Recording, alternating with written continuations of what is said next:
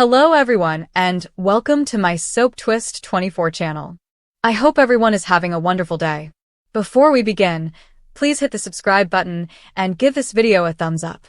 Donna's harsh, jagged voice rang throughout the Forrester home as she yelled, "I had nothing to do with Eric's death." Her words hung in the air, thick with desperation, a plea that echoed off the polished walls and beautiful furniture.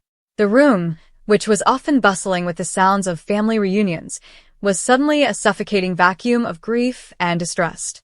Eric Forrester, the patriarch and heart of the Forrester dynasty, had died of a sudden, mysterious heart attack, leaving everyone reeling. His death was a seismic event, and the aftermath was ripping the family apart. Donna, his bright, loving wife, stood at the middle of the tempest, her eyes wide with anguish and her hands trembling as she confronted the accusing gaze of those she loved. Eric's son, Ridge Forrester, stood paralyzed at the doorway, his broad shoulders sunk from the weight of loss. His normally composed visage was a mask of misery, his eyes red-rimmed and hollow. He did not respond to Donna's scream, but his silence was more powerful than any words. The quiet screamed uncertainty, betrayal, and a grief so great that it threatened to swallow him whole. He had always been the family's rock, the one who kept things together when chaos threatened, but now he was unraveling. The man who had built a fashion business alongside his father, who had endured scandals and betrayals, was now dealing with an unfathomable loss. How could Eric, who was so full of life and irrepressible, have died? Why was Donna, the woman who had been by his side, so desperate to defend herself? The living room was crammed with faces, each with its own expression of anguish. Ridge's daughter, Steffi, perched on the edge of a leather sofa, her arms crossed tightly and her lips drawn into a fine line. Her gaze flickered between Donna and Ridge, looking for answers that no one seemed to have. Thomas, her brother, walked near the fireplace, hands deep in his pockets and jaw tensed. Brooke, Ridge's on again, off again sweetheart, stood by the window, her gaze remote, as if glancing out at the manicured flowers would relieve the strain. The air was thick with unsaid questions, and Eric's absence weighed heavily on them all. Donna's chest heaved as she attempted to control her breathing. "You have to believe me," she insisted, her voice quivering. "I loved Eric. I'd never injure him. Never." Her golden hair, which was usually so well-styled, was unkempt, with strands sticking to her tear-streaked face. She made a stride toward Ridge, hands spread, but he flinched almost imperceptibly, causing her to halt short. That slight movement, that reflexive withdrawal, hurt her more deeply than words could. She had always known Ridge was protective of his father, but this was something different. This was suspicion, cold and harsh, slicing through the years-long intimacy they had formed. The events leading up to Eric's death were a haze, a painful series of moments that no one could really comprehend. It appeared to have been an ordinary evening at the Forrester estate. Eric had been upbeat, having a small gathering to celebrate the release of a new collection. The champagne had poured, the hilarity had erupted, and Eric, as always, had been the focal point of it all, his charm lighting up the room. Donna had been by his side, dazzling in a sapphire gown, her laughter mingled with his. They had danced, their movements effortless and familiar, a monument to a love that had seen its fair share of storms. But, in an instant, everything changed. Eric grasped his chest, his face contorted in misery, and collapsed before anyone could respond. The paramedics had arrived too late. The heart that had loved so fiercely and built an empire had stopped. In the days that followed, murmurs started to spread. It began with a simple statement on Eric's health, followed by a question about why he hadn't seen his doctor in a while. Then came the rumors, subtle and persistent, driven by the family shock and a lack of definitive answers. Someone reported that Donna was the last person Eric saw before collapsing. Someone else mentioned that she had been abnormally silent in the hours preceding up to the tragedy. Then there was the medication. Eric's heart medications, discovered scattered on the floor near where he collapsed, as if they had been tampered with. The cops had been unobtrusive, but their presence at the home and quiet queries had sparked a firestorm of suspicion. Donna felt the weight of her doubts as she stood before Ridge, her heart hammering. "Ridge, please," she begged, barely above a whisper. "You recognize me. You know I adored him. You were there when we married, and he promised me forever. How can you believe I had anything to do with it?" Ridge's eyes met hers, and for a brief moment, she believed she caught a glimpse of the old warmth, the trust that had defined their relationship. But it vanished as fast as it appeared, replaced by a hardness she didn't recognize. "I don't know what to think, Donna," he finally admitted, his voice low and scratchy. "Dad was okay. He was healthier and stronger than ever." He trailed off and balled his fists. "Something doesn't add up." Steffi stood up, her heels tapping fiercely on the hardwood floor. "Donna, we're not accusing you," she responded, but her tone indicated otherwise. "But you were with him. You were the one administering his medications. And now he's gone, and the pills are all over the floor. What should we think?" Donna's knees buckled, and she slid into the nearest chair, hands covering her face. "I don't know what happened," she explained, her voice muffled. "I gave him his medication as usual. I checked the bottle and measured the dosage. I did everything correctly." She looked up, her eyes begging. "You need to believe me. I would never hurt him." Brooke came nearer, her expression softening.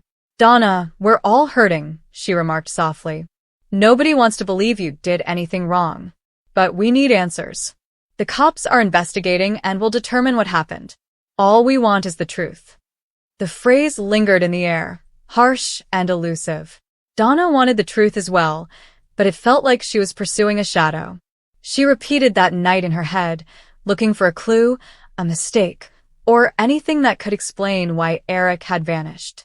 She remembered how he had smiled at her and clasped her hand right before the pain came.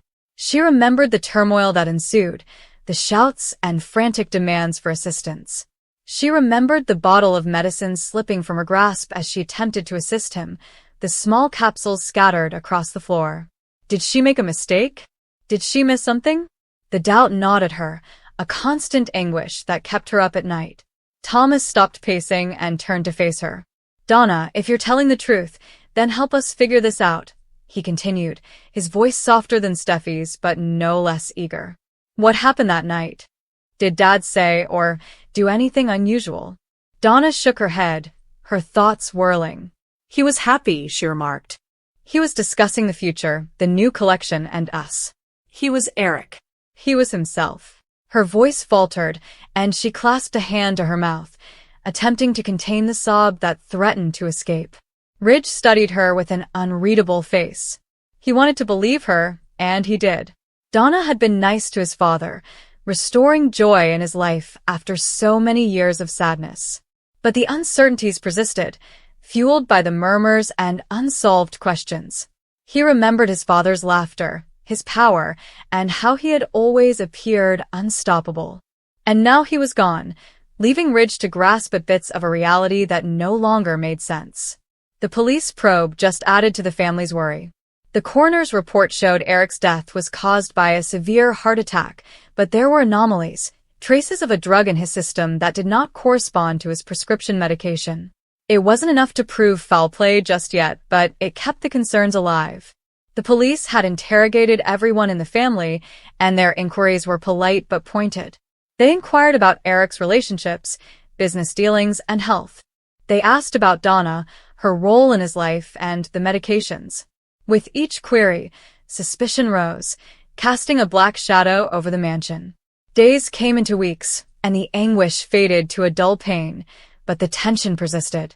Donna withdrew, spending hours alone in the room she had shared with Eric, surrounded by his belongings, his sketches, his scent, and the blazer he had worn the day before his death.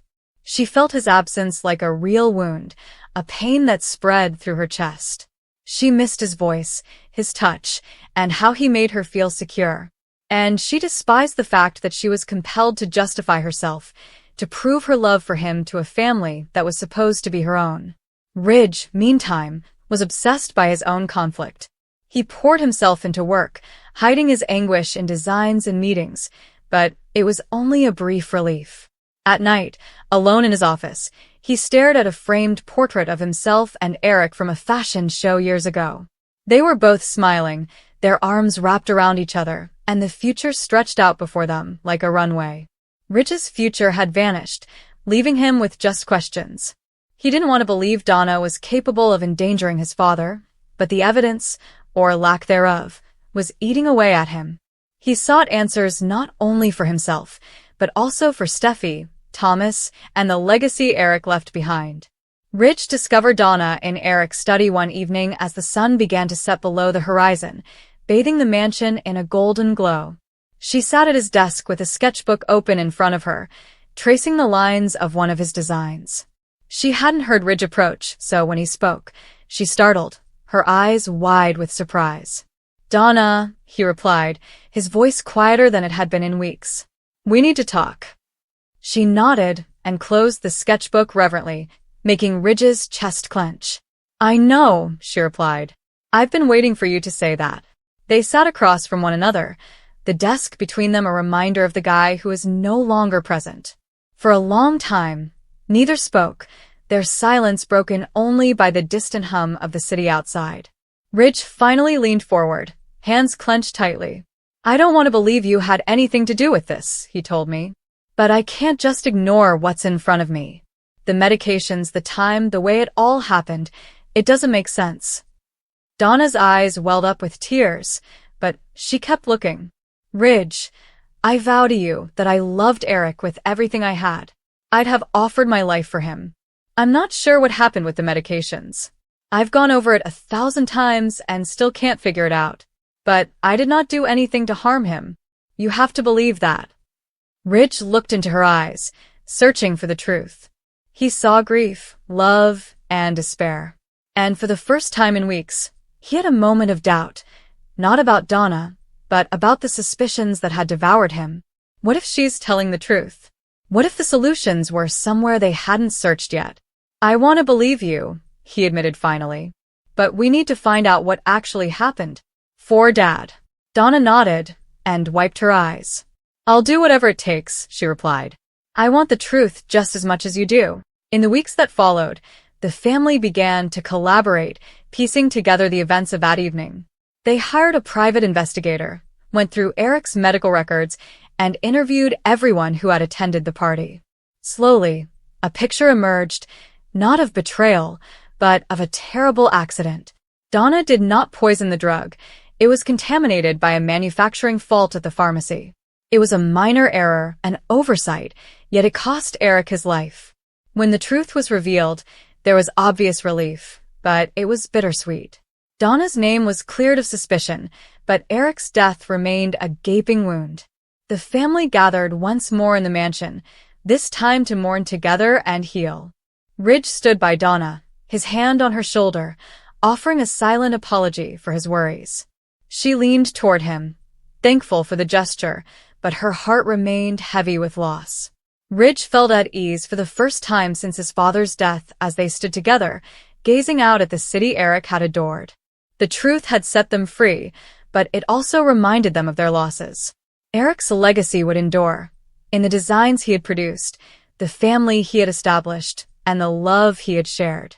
And, while the agony of his absence would never go away entirely, they would continue to live in his name. "I had nothing to do with his death," Donna yelled, her voice shaking beneath the strain of sadness and bewilderment. Her words hung in the air, trembling as if they, too, were scared of being swallowed by the silence that followed Eric's unexpected death. The room, which had previously been filled with warmth, laughter, and the scent of fresh roses from the garden he liked to tend, suddenly felt uncomfortably heavy and suffocatingly motionless. She stood there, trembling, her eyes wet with tears she hadn't yet shed. Everyone was staring at her, relatives, friends, and those who claimed to love them both. The whispers had already begun. Eric's death had been unexpected. He was a resilient man, strong even in his old age, proud of his life and the legacy he left behind. However, life is brutal, and it occasionally sweeps under the rug without notice, leaving only unanswered questions. To Donna, he had been more than a husband and a companion. He had served as her anchor, reminding her of her worth when she had doubts about herself. To lose him so suddenly, without the opportunity to grasp his hand in those dying moments, crushed her in ways she could not yet comprehend. But mourning has a nasty companion, suspicion. And when distrust is wrapped in grief, it turns sorrow into hatred. Donna could feel their eyes burning into her flesh as she repeated her plea, silently blaming her, some openly asking if her hands had played a role in the sad outcome of fate. She remembered when she had last seen him alive. It was only the evening before that the sun was lowering across the horizon, pouring golden light through the transparent curtains in the living room. Eric had been sitting in his favorite armchair, sipping tea as if it were any other day in the world. She went over, brushed her fingers softly against his cheek, and whispered, "I love you." He smiled faintly, his eyes glittering with the tenderness that had always surprised her. "I love you, too," he whispered before closing his eyes to relax. That was her last memory of him breathing, as well as the last words they exchanged. And now he's gone. Just like that. The questions started to pile up. Why hadn't she phoned for aid earlier? Why had she discovered him, slumped and lifeless, before anyone else? Why did she appear so upset and collected at the same time? Grief has many faces, but few people comprehend them. They want tears, shouts, and visual signs of devastation. Donna's breakdown was different. It was quieter, more personal, and contained within the confines of her heart. That silence was now used as evidence against her. She strolled through the mansion after they had taken Eric away, her footfall echoing on the marble floor. Every area reminded her of him: framed photographs, silk ties neatly placed in his wardrobe, and the faint scent of his fragrance in the air. She placed her face into one of his jackets, inhaling deeply, as if breathing him in would bring him back, even if only for a moment. People were already discussing outside. She could hear their voices, which were as keen as knives. They claimed she had been chasing his wealth and had never truly loved him. They suspected she had put something into his drink or had grown tired of the life she had chosen. Lies spread faster than the truth, particularly during times of sorrow. And as she listened, her heart broke not only for Eric's death, but also for the loss of faith in those who were supposed to support her. Sleep did not come that night. Donna lay awake in their bed, the space next to her cold and empty. She reached out automatically, as if expecting him to be present, but her hand encountered only quiet. Memories ran back like countless reels: his laughter, the way he looked at her when she walked into a room, the lengthy chats they'd had under the stars. The most terrible recollection was knowing she'd never hear his voice again. Days stretched into weeks, yet the mistrust did not diminish. Investigations began, the type that turns private lives into open books. Donna answered every question, faced every look of doubt, and clung desperately to her love for Eric. She remembered the small details: how he hummed while reading the morning paper, how he reached for her hand under the table during family dinners, and how his eyes softened when he saw her smile.